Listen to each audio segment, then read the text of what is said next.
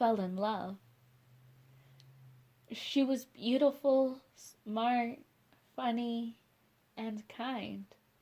She loved animals and was an amazing actress. To me, she was perfect. Our love was perfect until it wasn't. I lived in a small town that was on the conservative side, and being gay was not looked upon kindly. I was in the closet and planned to stay there until I moved away, but she made me think that this town was kind and more forgiving than it actually was. Once we became official, I came out. I told all my friends that I was dating a girl and I was never scared to show my affection for her in public. Now I realize that I should have been scared. I was a junior and I usually shied away from the more popular or social groups, but when I came out, I started getting a lot of attention. It seemed as if everyone was actually very supportive of me coming out, and I even got invited to my first party. I was a little scared to go, but I thought that showing up for a few minutes wouldn't hurt. I was wrong. By the time I showed up, everyone was already a little more than tipsy and definitely more friendly with one another.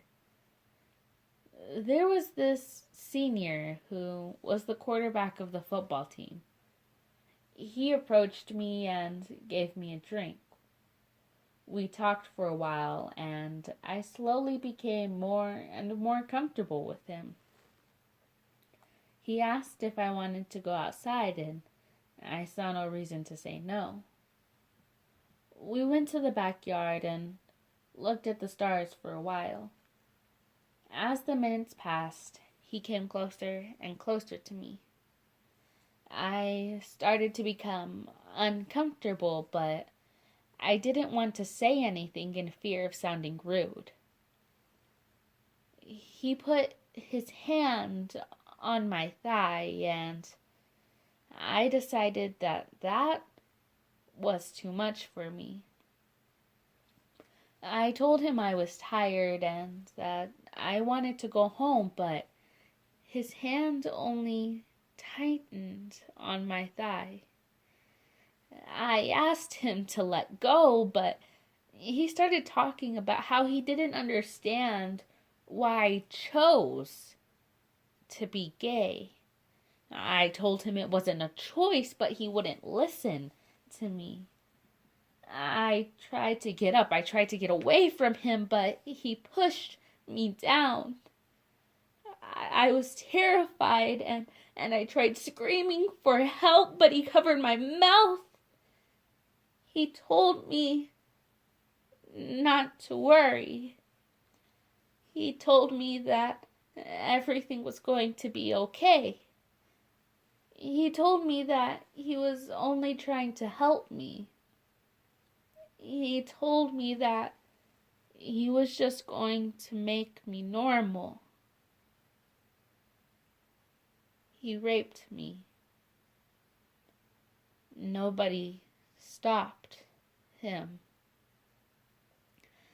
I'm certain that everybody at that party saw what he did, but they never said a word. They never tried to help.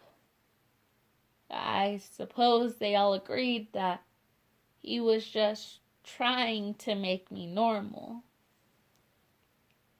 After he was done, he left me lying in the grass. I stared at the stars. I stared at those giant balls of gas that were thousands of miles away.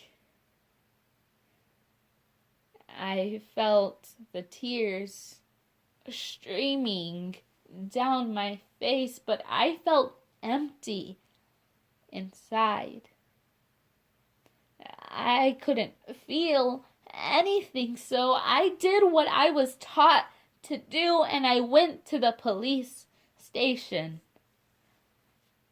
I told them what had happened, and they took me to the hospital. They checked me out, and they called my mother, and I was taken home. My mom screamed at me for hours because I interrupted her date when the hospital called her. As if her date was more important than her daughter being defiled. After she was done, I was sent to my room, and I immediately fell asleep.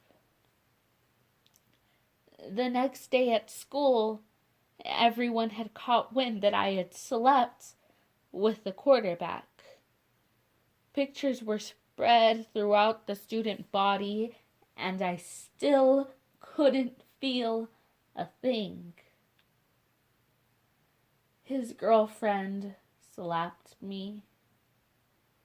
His friends asked if I wanted a real man. My girlfriend broke up with me. It seemed like nobody wanted to hear my side of the story. It seemed like nobody wanted to hear the gay girl's story. Nobody wanted to hear my lies. The cops came eventually and took him out of class. He was the quarterback. He was the most popular guy in school, and he was arrested. All because of me. I tried to keep my head down, but everyone had already guessed what I had done.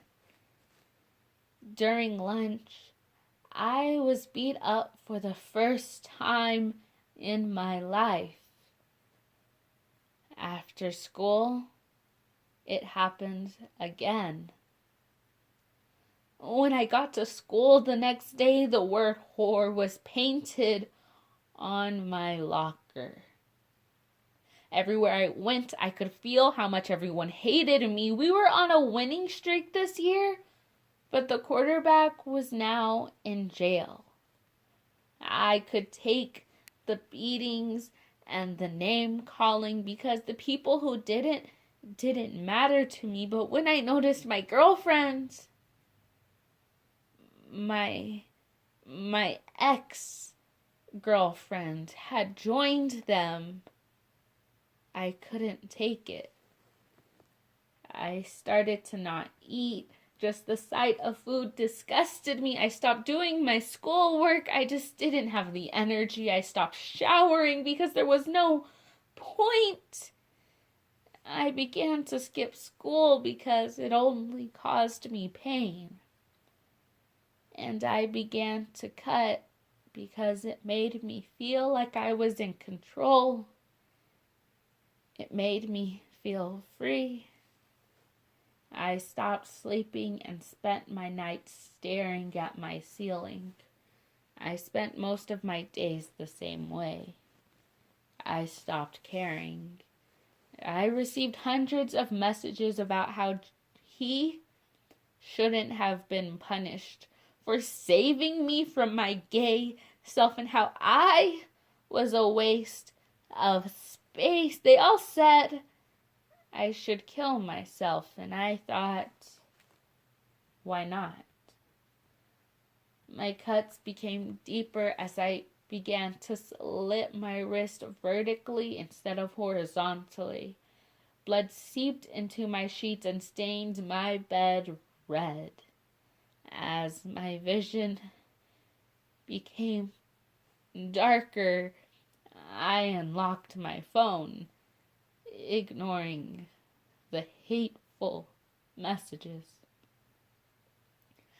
I opened my gallery and pulled up a picture of the love of my life. She was the last thing I ever saw. Suicide is never the answer. If you feel as if you are alone, or if you are seriously considering committing suicide, call the National Suicide Prevention Lifeline, 1-800-273-8255. Never give up, even if it seems as if you have nothing to live for, because someone always cares, even if it's not the person you think.